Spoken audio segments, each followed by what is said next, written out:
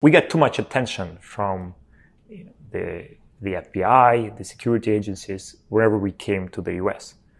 So to give you an example, last time I was in the US, I brought an engineer that is working for Telegram, and there was an attempt to secretly hire my engineer behind my back by cybersecurity officers or agents, whatever they are called. The US government tried to hire your engineer? That's my understanding. That's what he told me. To write code for them or to break into Telegram? They were curious to learn which open source libraries are integrated to the Telegram's app, on the client side, and they were trying to persuade him to use certain open source tools that he would then integrate into the Telegram's code that, in my understanding, would serve as backdoors. Would allow the US government to spy on people who use Telegram? The US government, or maybe any other government, because a backdoor is a backdoor regardless of who is using it. That's right. And that's a little surprising to hear. Maybe it's not surprising, it's offensive. You're confident that happened? Yes. There is no reason for my engineer to make up the stories. Also because I personally experienced similar pressure in the US. Whenever I would go to the US, I would have two FBI agents greeting me at the airport, asking questions. One time I was having my breakfast at like 9 a.m. and the FBI showed up at my house that I was renting. And that was quite surprising. And I thought, we're getting too much attention here. It's probably not the best environment to run. Why would had you committed a crime? No. They were interested to learn more about Telegram. They knew I, left Russia.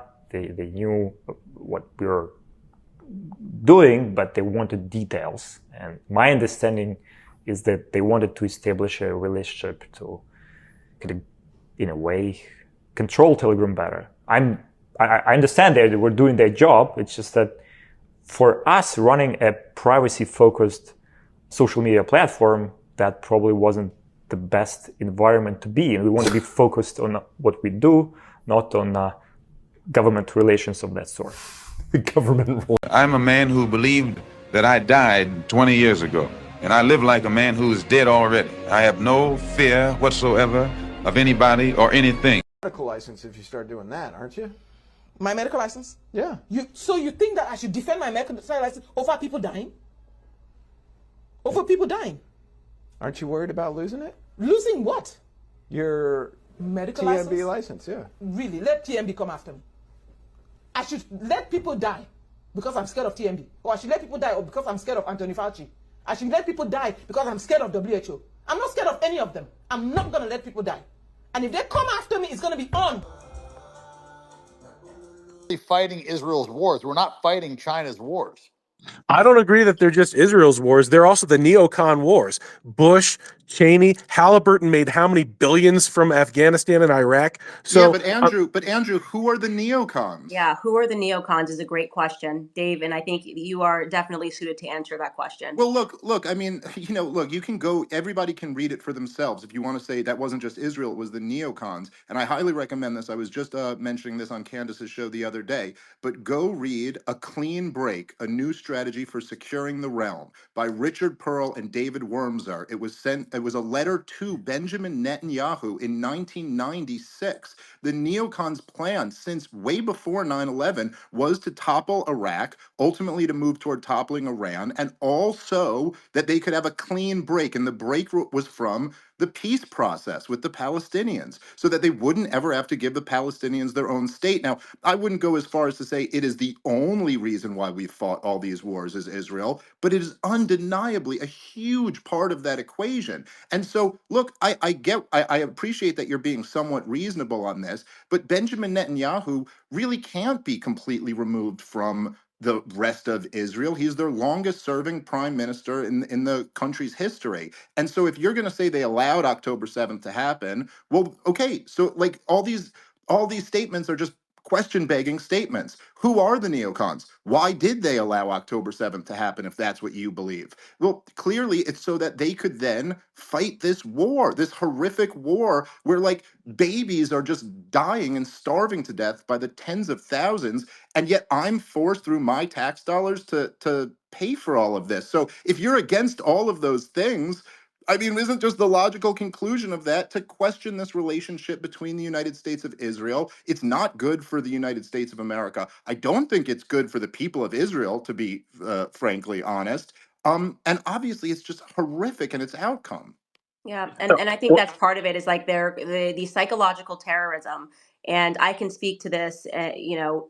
There are all of these conversations being had by conservative commentators. I can tell you right now, conservative commentators, generally speaking, are anti-Israel, but they're all too afraid to say it because they understand what repercussions come with it. I mean, they're watching what's happened to me, they're watching what's happened to other people.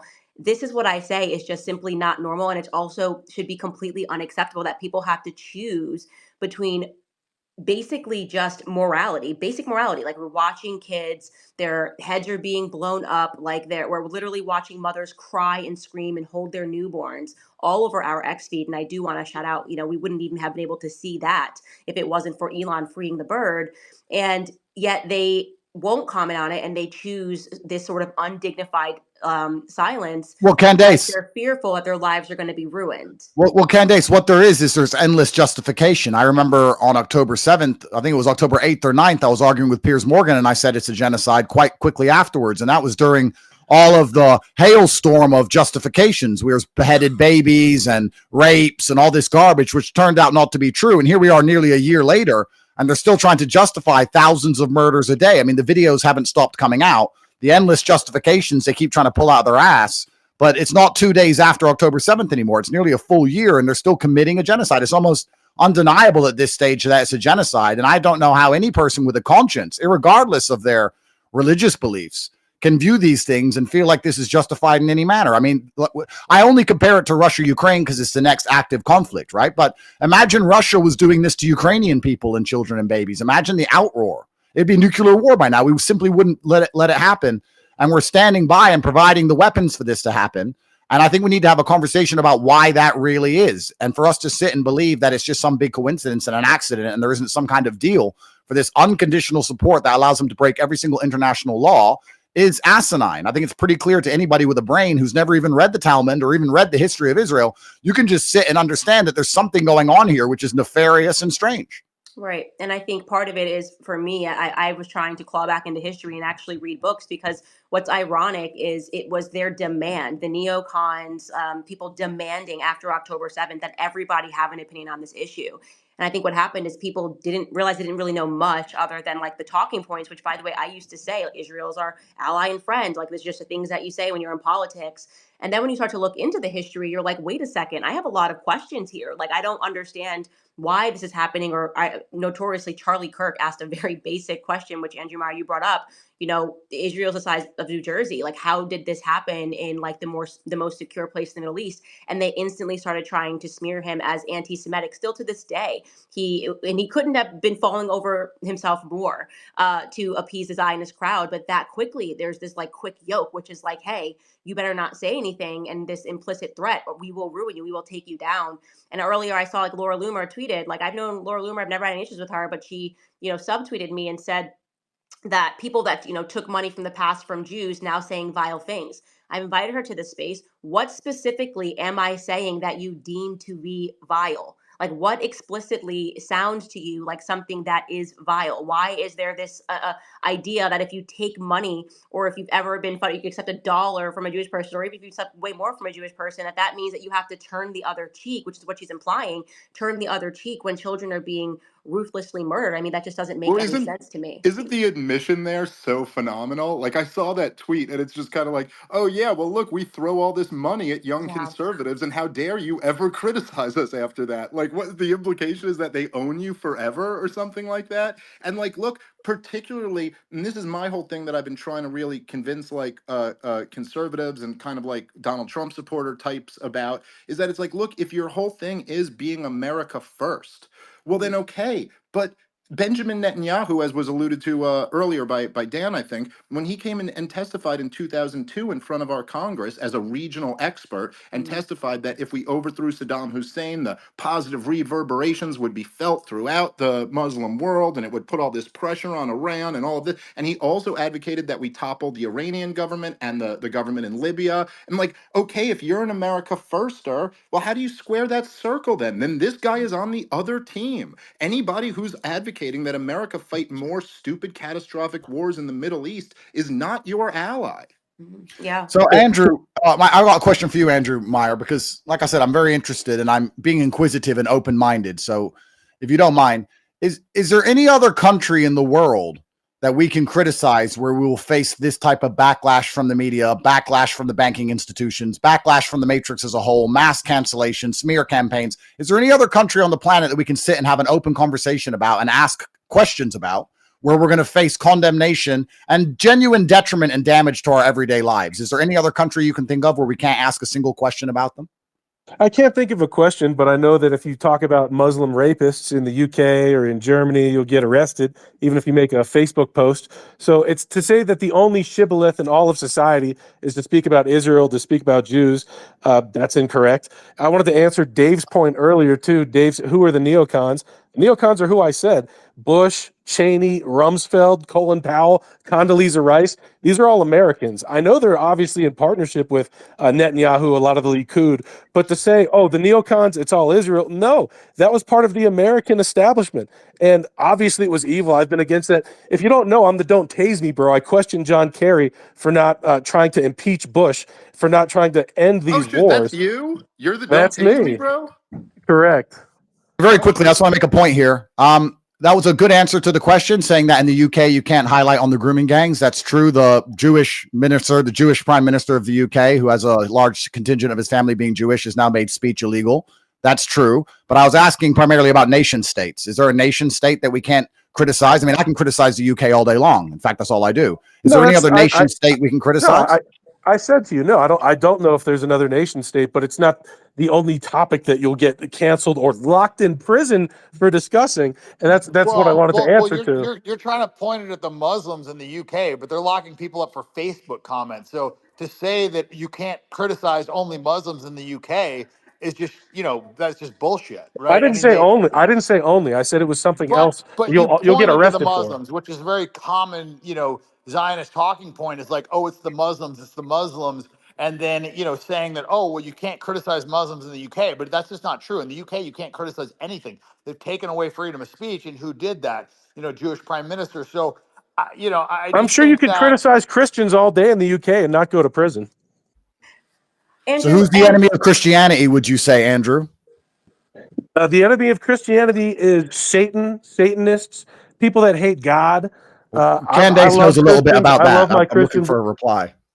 Yeah, no, I agree. And that's why I've started speaking out about this stuff. And people are getting very upset with me. But the reality is when you have a circumstance where you have very powerful people, and I used the example yesterday, obviously, of the death of the horrific murder of Mary Fagan, someone like Leo Frank, who was a descendant of a movement that happened that was called Frankism, who commits an act and then which gives birth to the ADL. Right. The ADL was founded by protecting and defending a pedophile. They were, and I'm probably saying this wrong, B'nai B'rith. Leo Frank was the president of B'nai B'rith, unbelievably wealthy banking family, Cohn Loeb family. On her side, his wife's side, her last name was Selig. And on his side, that family had married into Rothschilds. I mean, to suggest that some black janitor got away with it, as the ADL has tried to do with updating history, is horrific. And to use the argument that it's anti-Semitism to notice that a girl got raped and killed is, to me, the synagogue of Satan, right? Like that, to me, right there. It's like pretending that you are Jewish, pretending that you're just this observant Jew who adheres to the Torah, when in reality you have done something that is so despicable and should be called out.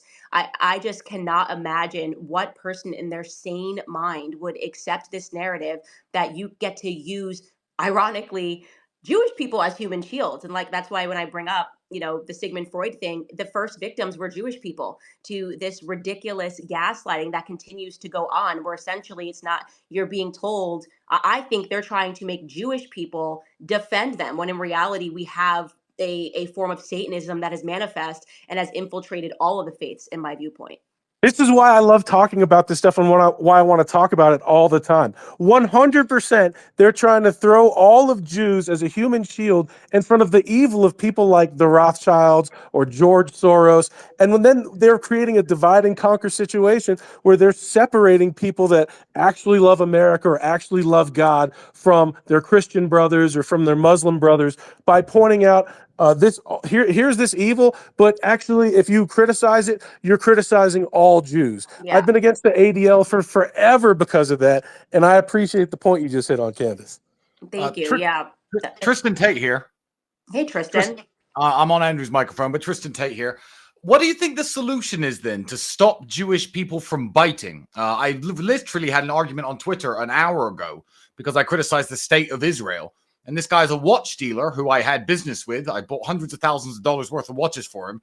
And he started insulting me, calling me an anti-Semite, calling me names, burnt the bridge, certainly in the business relationship.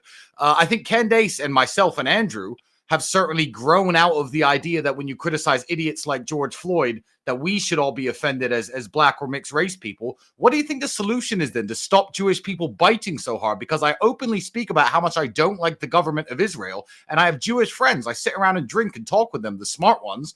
But how do we stop them from biting and getting furious and calling you names when you are simply criticizing the actions of a government that you don't agree with? Some amount of Jews are going to be tribal no matter what you do. But if all you truly want is peace and you want the bombing to stop, you want bad things to stop, all you have to say is, I want peace for the Israelis, I want peace for the Palestinians. Both sides need to stop their violence. You have to call it out on both sides. And Fresh out the course in my name and the dot. Give a fuck about that vast niggas aim at your noggin. Word on my neck, you get paid from designing. Remind me of that, she's straight to perfection. Just throwing the legs up in different directions. You're not from the waiting, don't visit my section. It's high level rap when you sit in these. I'm not going to say what race, what people doctor, and what hospital, and what media it went to. We know I can't say that. It was a Jewish doctor.